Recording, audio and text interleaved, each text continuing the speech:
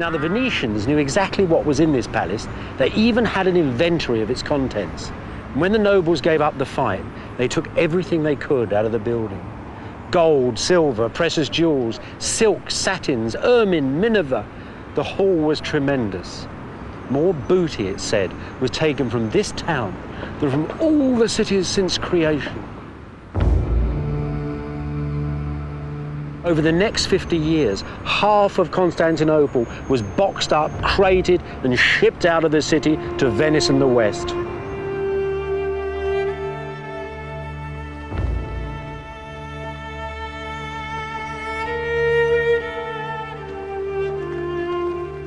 At the very heart of Venice, between the State Palace and St. Mark's, the old state church, is the city's ancient treasury. And the root of that treasure was the plunder of Byzantium. It was Europe's pawn shop, really. Emperors left their crowns here for cash. The King of France actually bought the crown of thorns from this room. And in the 1790s, when Napoleon and his armies turned up in Italy, he was able to take half a ton of gold from this room and melt it down just to pay his troops. But despite all of that, despite all the losses, this is still the single place in all the world when you can get a glimmer, just a flash of the treasure that once filled Byzantium. A glass bowl, enamelled with classic images, taken from the emperor's own quarters in the palace. From the palace chapels, the cups of the imperial communion.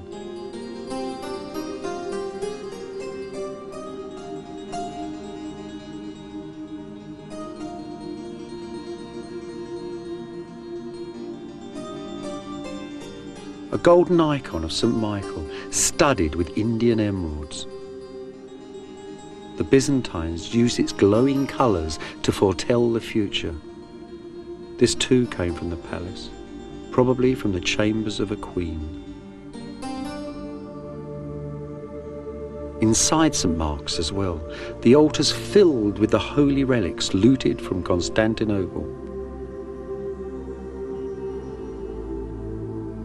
This superb Madonna, Venice's most holy icon, had been carried into battle by the Emperor Alexis Murtzouphlos. The Venetians tore it from his abandoned war chariot.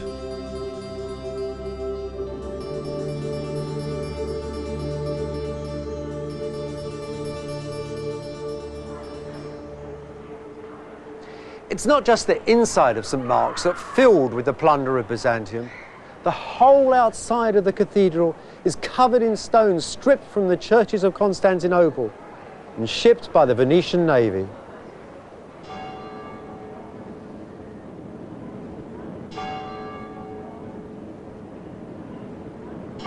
A great new balcony was built from the stones of old Byzantium, and 4 bronze horses, said to have come from the very heart of Constantinople, were set up high upon it.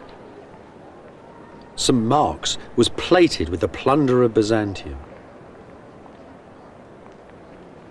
Today, the old brick church has all but disappeared beneath the foreign marble. Shiploads of columns from Constantinople now decorate the doorways of the church.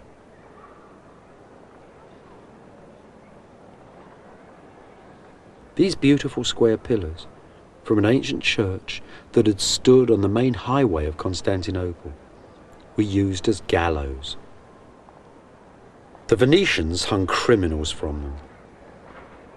Other fragments of this lost masterpiece once stood in Crusader chapels from Spain to Austria. This is an interesting piece. It has an amazing history. You see, when the Venetians first took the sculpture from the boat, they found that one of the feet had been broken off. So they made a new foot out of a lighter, whiter stone. You see that? Now, just a few years ago in Istanbul, a Turkish archaeologist actually dug up the original foot. So now we know where this sculpture came from. It came from a monument of Constantine the Great, the first king of Byzantium. And those were his 4 sons. Think of that. We have bits and pieces here from all ages, all styles. This stone is from Egypt, others are from Syria, from Greece. All that style, that richness that went into Byzantium then has gone to make the city of Venice itself.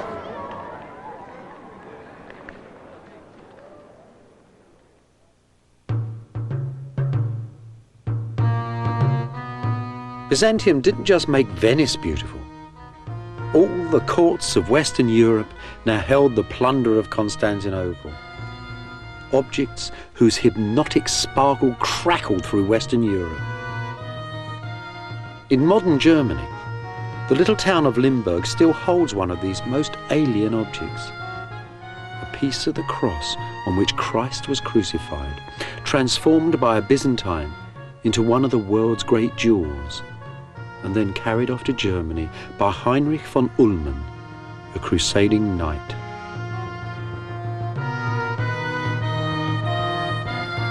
In 1235, when this church was just being finished and the Crusaders were still ruling in Constantinople, that doorway would have been surrounded by the ill, the mad, and the crippled and the poor. They weren't just standing there waiting for handouts. What was going on was something rather unusual. Inside this church, inside all churches in Western Europe where there was a relic of a saint, there was a special power. This power came actually from heaven.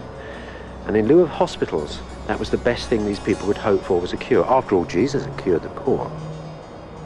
Now, saints were denominated as holy men by 2 things, by the actions of their lives and by the fact that their bodies didn't decay.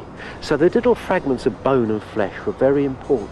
When people went up to their shrines and touched them, they were in touch, you might say, with a little bit of heaven, as if there was a hole in the holy ozone that you could reach up through heaven, through the words of the priests and the incense and the music, and some of these blessings could rain down upon you.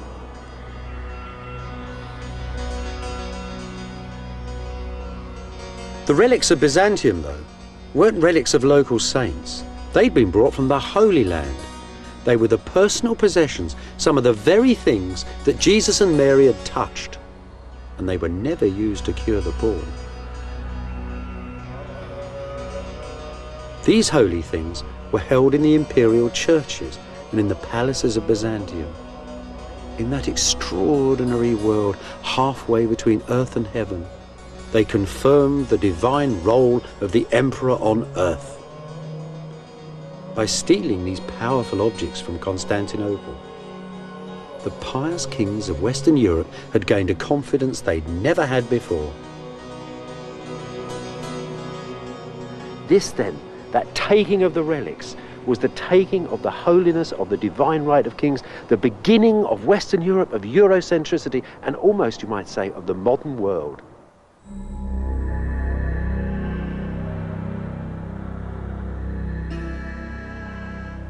Back at Constantinople, the Crusaders' colonial administration failed.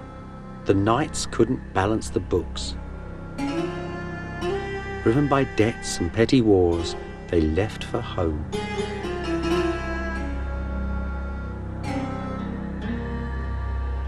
On August the 15th, in the year 1260, a new emperor, Michael VIII, walked in solemn procession through the ancient gates, dressed in the imperial robes of silk and gold, with his choirs, his soldiers, and all his priests.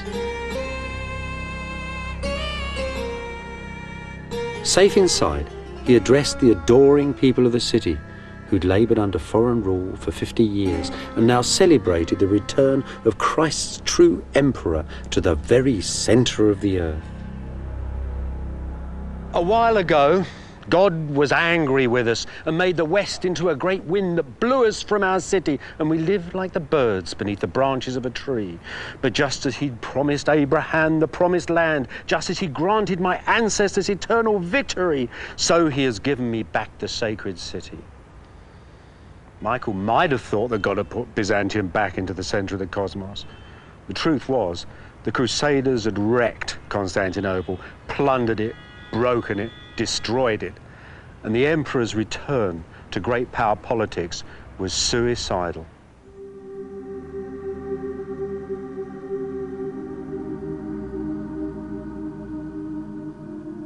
Michael and his Byzantines didn't know that, though.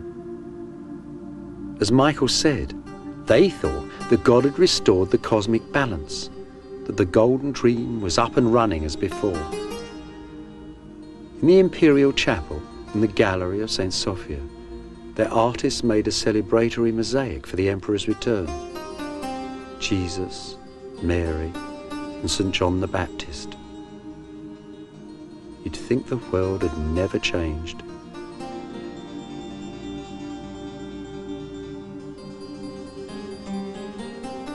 Just 20 feet away, a stone is said to mark the grave of the Venetian who led the Western armies to Constantinople. Enricus Dandolo, the man who broke Byzantium. His bones, they said, were thrown out the window into the street, and even the dogs wouldn't eat them. The great mosaic, though, humane, transcendent, optimistic, is the finest single work of all Byzantium's mosaic masters. See how it takes the light. The court of heaven shimmers in the church.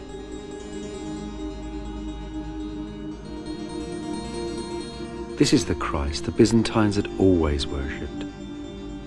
Not a Western Christ upon a cross impaled in dismal earthly history, but the old Eastern Christ, Christ of all times and of all places, Christ of the palace, Christ of Kiev and of Venice, Christ, Lord of Byzantium.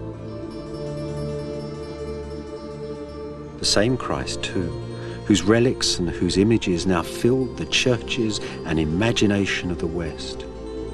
The Christ whose soft, impassive face would watch his Eastern empire gently fade away.